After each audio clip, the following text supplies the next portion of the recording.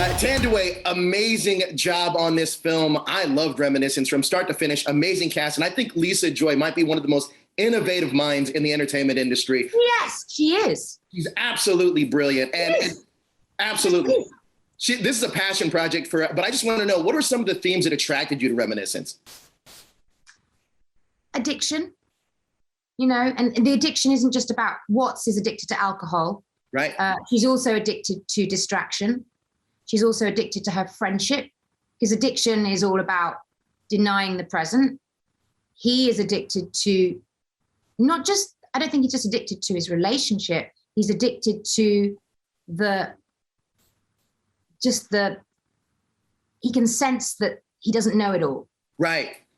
He's addicted to truth. That's not a bad thing to be addicted to. It just changes the whole notion of what addiction means. And, I really loved this movie, Another Round, recently, which was looking at alcoholism. And, you can't come away from that movie really saying that alcohol is bad. What's challenging is the reasons for wanting to check out of life. And so what I love about Lisa's work is that at every moment, any single beat can be appreciated on so many levels. And it's not that she's trying to do that. It's just that instinctively that's for her what is worth investigating, is looking at something from many different angles. She's a trained lawyer, Lisa. She's a brilliant scholar and poet. And all those things come into play when she works, because I really do think that Reminiscence is a film that you want to visit again and again, because it can be appreciated in so many different ways. Yes. And I just think that's it's wonderful for humanity. Absolutely. For one thing, to have a movie that you can actually watch more than once, I think that's probably quite good for recycling, isn't it?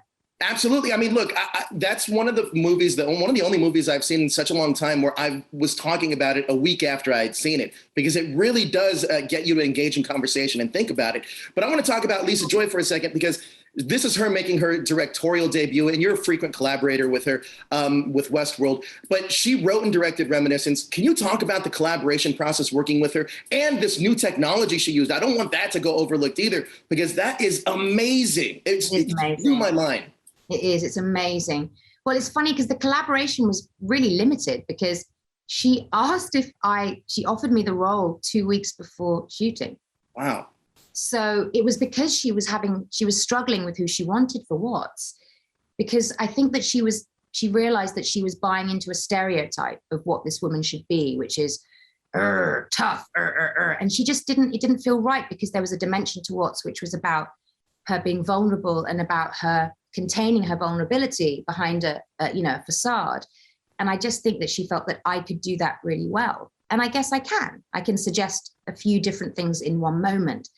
And so when she offered me the role, I was so shocked, because I knew that she was making a movie, but I certainly didn't even, of course I knew it was Hugh Jackman and Rebecca Ferguson. It was cast, great.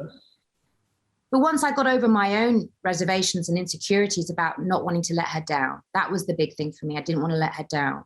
But I thought, out of respect to Lisa, she's thought this through. If she wants me, she must know that I'm the right person. There's no one that knows my work better. Sure. I'd worked with her for 6 years, for God's sake. So I went into it a little bit scared and uncertain that I was the right person for the role.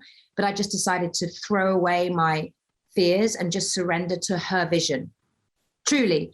And I haven't seen the film yet without my concerns, I fucked this up, pardon my French for everyone, but I think I need to see it again. I am aware that she's super happy with it, but my love for Lisa is such that I don't know how I would get out of bed for a short while if I thought I'd let her down. You know what I mean? So, but I do know that the scene where Watts saves Bannister's life, even though she's kind of I didn't even want to be here, mate.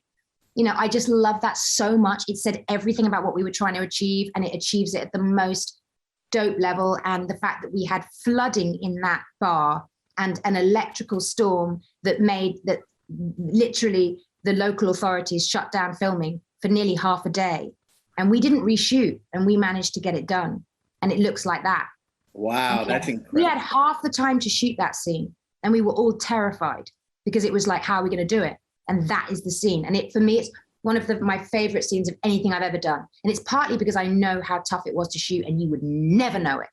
Well, and it's my first movie. It's a fantastic film, and I can't wait to watch it again myself because the layers are all there. Amazing job, Thandiwe. I appreciate your time. Thank you so much. Babe. Thank you so, so much.